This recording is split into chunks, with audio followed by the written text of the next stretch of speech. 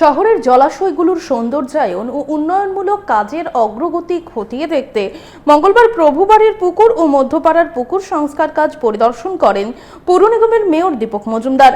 দুই পুকুর সংস্কার কাজের অগ্রগতি পর্যালোচনা করে দ্রুত ও গুণগত মান বজায় রেখে কাজ শেষ করার বিষয়ে সংশ্লিষ্টদের প্রয়োজনীয় নির্দেশ দেন মেয়র।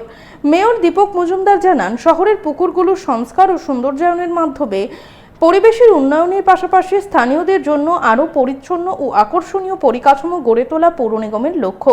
দ্রুত কাজ সম্পন্ন করে এলাকাবাসীর ব্যবহারের জন্য পুকুরগুলো প্রস্তুত করার উদ্যোগ নেওয়া হয়েছে। আমরা শুনব ঠিক কি জানাচ্ছেন এ ব্যাপারে মেয়র। আগরতলা শহরে যে সকল পরিত্যক্ত পুকুর দীর্ঘদিন ধরে সরকারভাবে ছিল বা পরিবেশ দূষণ করছিল, তা আমাদের সরকার আসার পর এবং আমাদের আগরতলা পৌর নিগম দায়িত্ব নেওয়ার পর আমরা সবগুলি পুকুরকেই সংস্কার করে সৌন্দর্যায়ন করে বিউটিফিকেশনের মাধ্যমে জনসাধারণকে যাতে মাঙ্গলিক সামাজিক অনুষ্ঠান করা যায় এবং পাশাপাশি যাতে এটা ব্যবহার করা যায় সেই দিকে লক্ষ্য রেখে আমরা কাজ শুরু করেছি।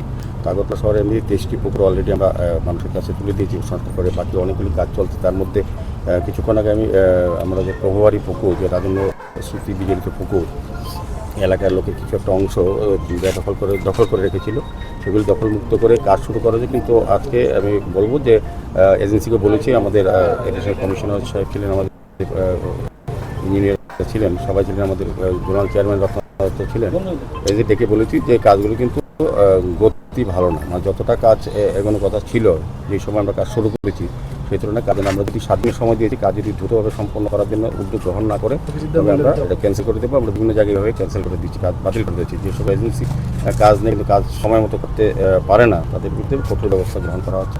এটাকে 7 দিনের সময় দেওয়া হচ্ছে, যদি তারা ঠিকভাবে আমাদের ইঞ্জিনিয়াররা যদি মনে করেন যে কাজ শুরু ভালো করছে তো থাকবে, না বাতিল করে ডিপার্টমেন্টে আমরা নেব। মাননীয় মুখ্যমন্ত্রীও আমাকে বলেছেন যে এই বিশেষ করে প্রভুবাড়ি পুকুর এবং মধ্যপাড়া পুকুর বিষয়ে খোঁজখবর নেওয়ার জন্য। সেভাবে আজকে পরিদর্শনে এসেছি, প্রভুবাড়ি পুকুরে কাজ করার নির্দেশ দিয়েছি, চলছে।